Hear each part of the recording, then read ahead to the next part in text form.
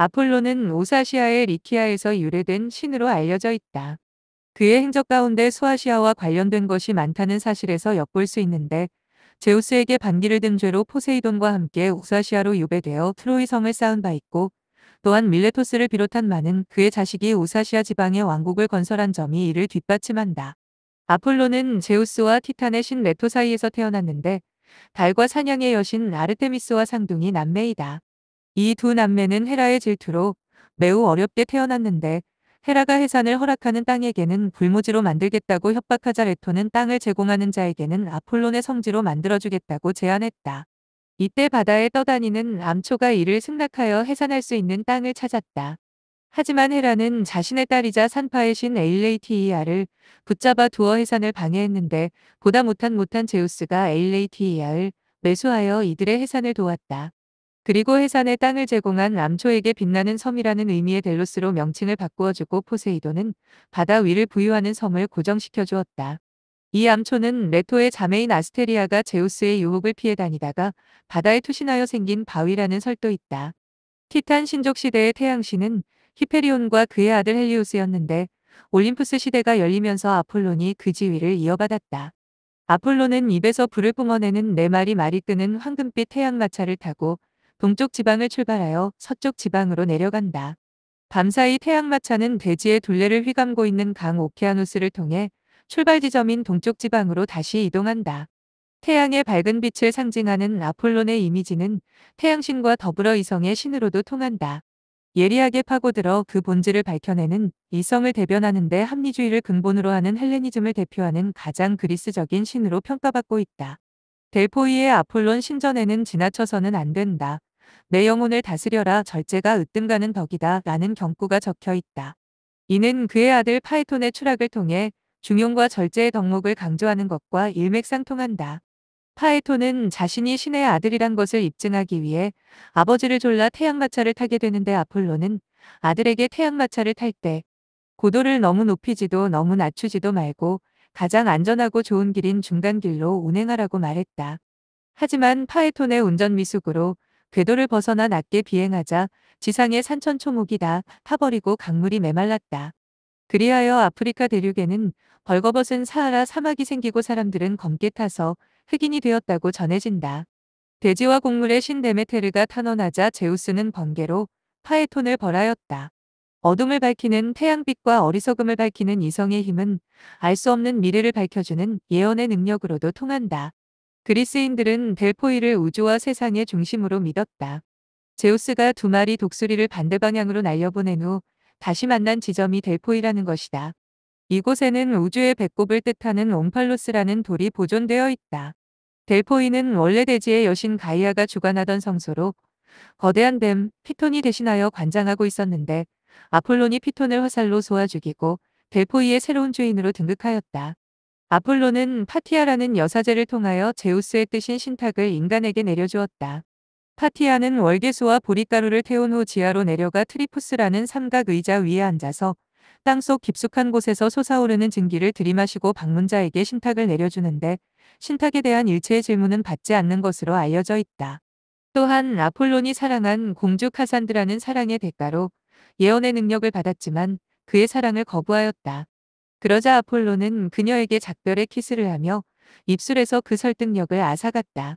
설득력을 상실한 예언력을 소유한 카산드라는 조국 트로이의 멸망과 자신의 죽음을 주변 사람들에게 예언하지만 결국 설득하지 못했다.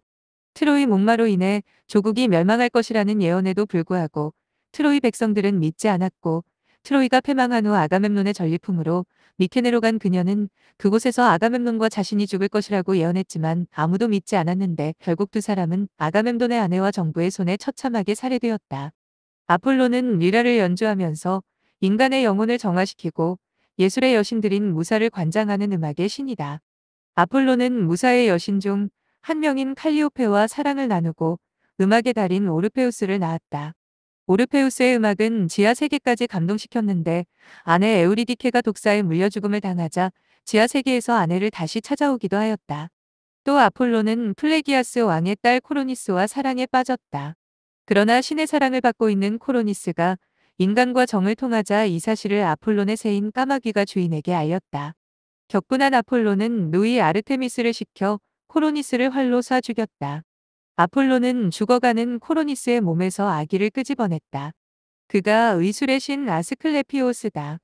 아폴로는 불행한 소식을 전해준 hen 까마귀의 색깔을 검은색으로 바꾸어 버렸다. 아스클레피오스는 켄타우로스족의 현자인 케이론에게 의술을 배워 죽은 사람도 살렸는데 지하의 하데스가 불만을 품고 제우스에게 탄원하자 제우스의 번개를 맞고 죽게 되었다. 이에 격분한 아폴로는 번개를 준 키클로페스 삼형제를 화살로 쏴 죽이자 제우스는 그에게 1년간 신의 지위를 박탈하고 지상의 왕 밑에서 일하도록 명령하였다. 아스클레피오스가 지니고 있는 뱀이 감긴 지팡이는 오늘날에도 의학의 상징으로 사용되고 있는데 이는 온몸으로 대지의 전기를 받아들인 뱀의 치유력을 나타낸 것이다. 아폴로는 활의 명수이기도 하다. 어느 날 활을 메고 숲을 거닐다가 에로스를 만났다. 아폴로는 장남 삼아 어린아이가 위험한 물건을 가지고 놀면 안 된다고 말했다. 자존심이 상한 에로스가 궁술의 신에게 활로 복수를 하는데 아폴론에게는 황금화살을, 곁에 있던 요정 다프네에게는 나파살을 쏘았다. 그러자 아폴로는 사랑의 열병에 빠지고 다프네는 미움에 덫에 걸리면서 두 사람의 추적과 도망이 시작되었다. 그러다 다프네가 아폴론에게 거의 잡히게 되자 하늘의 소원을 빌어 자신의 몸을 나무로 변신시켰다. 아폴로는 나무로 변한 다프네를 부둥켜 안고 통곡하며 나의 영원한 연인 다프네여. 그대의 잎사귀로 승리자의 머리를 장식하리라 하고 말했다. 다프네가 변신한 나무는 다름 아닌 월계수였다. 그리스인들은 아폴론을 기리며 올림픽 경기 승리자에게 월계관을 씌워주었다. 제우스가 신들의 패권 전쟁에서 승리하면서 국권 신화의 기반을 이루었는데 아폴로는 이 국권 신화를 더욱 강화시킬 수호신이다. 두 가지 일화가 있는데 목권의 상징인 거대한 뱀 피톤을 살해한 사건과 최초의 모친 살해범인 오레스테스를 국권 수호 차원에서 끝까지 옹호 사건이다. 죄악에 빠진 인류를 멸망시키기 위해 제우스가 내린 대홍수가 끝난 뒤 늪지대에서 사람들을 괴롭히는 거대한 뱀 피톤을 아폴론이 활로 쏘아 죽였다. 피톤은 대지의 여신 가이아의 수족으로 그의 죽음은 목권 신화의 소멸을 시사한다. 또 트로이 전쟁의 그리스 총사령관인 아가멤논을 살해한 아내 클리타임네스트라는 노이 엘렉트로와 공모한 아들 오레스테스에게 살해당하는데 아폴로는 북권을 침해한 어미를 살해하라는 신탁을 내리고 복수의 여신 에리니에스의 추격을 끝까지 막아주었다. 한편 최초의 모친 살해범에 대한 재판은 아테네가 재판장을 맡고 에리니에스가 검사, 아폴로는 변호사 역할을 맡아서 진행되었는데 아폴로는 무죄를 주장하면서 아이를 생산하는 건 압이다. 엄밀한 손님을 맞는 접대인으로서 세삭을 보호할 따름이 다라고 말했다. 아폴론이 지독한 남성 우월주의에 빠져 있음을 알 수 있다.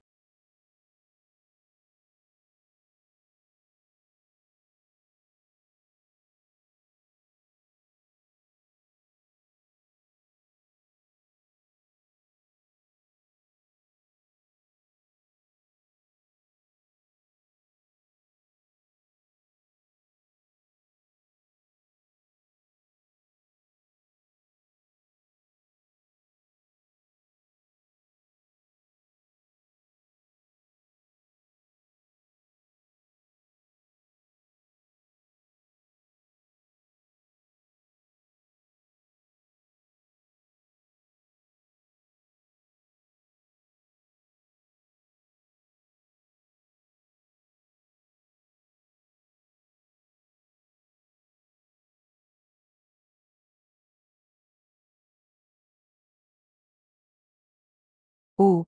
6. 디오니소스. 어원과 탄생. 디오니소스는 니사의 제우스, 제우스의 아들, 두 번 태어난 자라는 뜻을 갖고 있는데 이는 그의 탄생에 비밀과 관련이 있다. 또한 로마 명칭인 바커스는 포도나무의 사기라는 의미의 백샤즈에서 유래하였다. 니사의 제우스라 불리는 까닭은 헤라의 박해 때문인데 제우스는 어린 디오니소스를 세멜레의 언니인 이노와 그녀의 남편 아타마스에게 부탁했다. 그러자 헤라는 이들 부부를 광기에 빠뜨려 죽게 하였다. 이에 놀란 제우스는 전령 헤르메스를 시켜 디오니소스를 새끼 염소로 변신시킨 후 아시아의 니사산에 사는 요정들에게 양육시킨 데서 니사의 제우스가 유래되었다. 디오니소스는 제우스와 테베의 공주 세멜레 사이에 태어났는데 인간의 몸에서 태어난 유일한 올림푸스 신이다. 제우스와 세멜레의 미래를 눈치챈 헤라는 노파로 변신하여 그가 제우스인지 여부를 확인하기 위해 천상의 옷을 보여달라고 하면 된다고 알려주었다. 의심이 든 세멜라는 제우스에게 스틱스강에 맹세하게 한 후 옷을 보여줄 것을 요청하였다.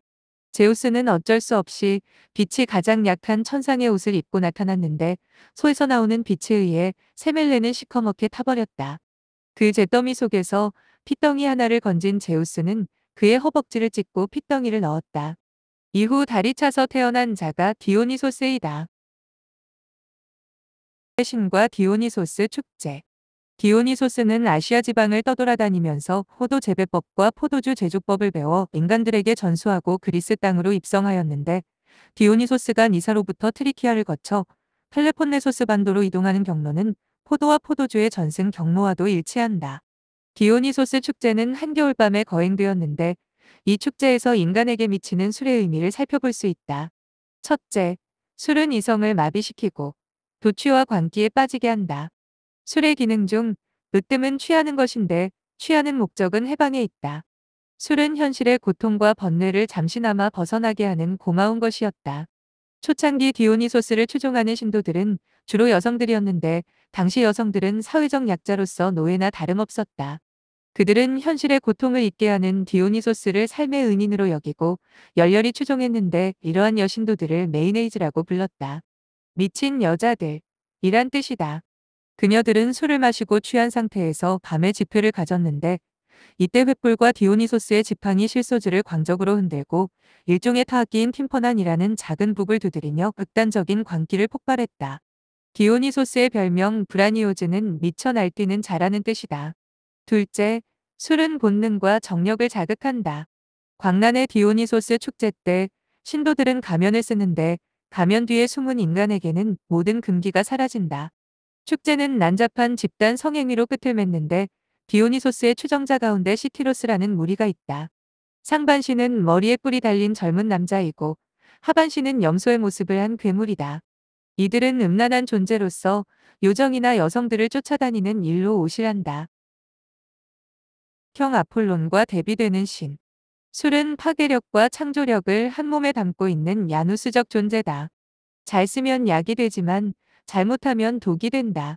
자신의 존재를 완전히 잊어버리는 망하는, 자신을 에워싸고 구속하는 모든 한계를 벗어나 자유로움을 추구한다. 디오니소스 축제가 한겨울밤에 거행된 것은 디오니소스의 본질이 밝음이 아니라 어둠에 있다는 것을 말해주는데, 아폴론의 밝음이 자리를 비운 사이 디오니소스의 어둠이 다가오고 아폴론의 이성이 약화되는 틈을 타 디오니소스의 광기가 꿈틀거린다. 아폴론의 이성은 항상 절제된 세계를 지향하지만 디오니소스의 광기는 이성이 해체된 자유의지인 셈이다. 그것은 아폴론의 이성이 형성한 형식과 틀을 깨뜨리고 찢어버리는 것이다. 인간은 아폴론과 디오니소스 간의 긴장과 대립 속에 던져진 존재일지도 모른다. 이성이 통제력을 발휘하는 동안 밑바닥에서는 광기가 꿈틀거리고 광기가 뜨겁게 폭발하는 순간 어느덧 이성이 다가와 냉정을 되찾는다. 아폴론의 음악은 조형적이고 그의 악기리라는 현악기인데 질서정연한 리듬과 짜임새 있는 멜로디, 그리고 균형 잡힌 하모니로 코스모스의 세계를 창출한다. 반면에 디오니소스의 음악은 엑시터시하고 그의 악기는 탬버린처럼 생긴 팀파논이라는 타악기이다. 봄에 개최되는 디오니소스를 찬양하는 디티람보스는 시티로스와 마이나데스가 횃불과 티르소스 지팡이를 어지럽게 흔들고 팀파논을 미친 듯이 쳐대며 광란의 몸짓으로 춤을 추는 것으로 유명한데, 니체는 이를 모든 상상력의 전면적인 해방이라고 표현하였다. 디오니소스 축제는 로마 시대를 거치면서 명칭이 바쿠스 축제로 바뀌게 되었다. 이와 비슷한 오늘날의 할로윈데이와는 그 탄생 배경이 다르다. 할로윈데이는 스코틀랜드 지방에서 유행하던 것이 스코틀랜드인의 대규모 미국 이민으로 미국으로 건너가 미국의 축제가 된 것이다. 비극의 신. 디오니소스는 그리스 예술의 극치인 비극을 탄생시킨 신이다. 비극은 겨울에 개최된 디오니소스 축제, 즉 다이어니지아에서 유래된 것이다. 디오니소스 여신도들이 가면을 쓰고 광란의 파티를 벌이던 전통에서 연극이 비롯되었다고도 한다. 가면은 주로 동물의 탈이었는데, 디오니소스를 추종하는 시티로스의 가면이 애용되었다. 그리스 비극은 기원전 5세기의 아티카 지방을 중심으로 절정을 맞는데, 그리스의 세대 비극 작가인 아이스킬로스, 소포클레스, 에우리피데스는 주로 신화에서 그 소재를 취하였다. 니체는 그리스 비극을 아폴론적인 것과 디오니소스적인 것, 간의 투쟁과 화해의 산물이라고 말했다.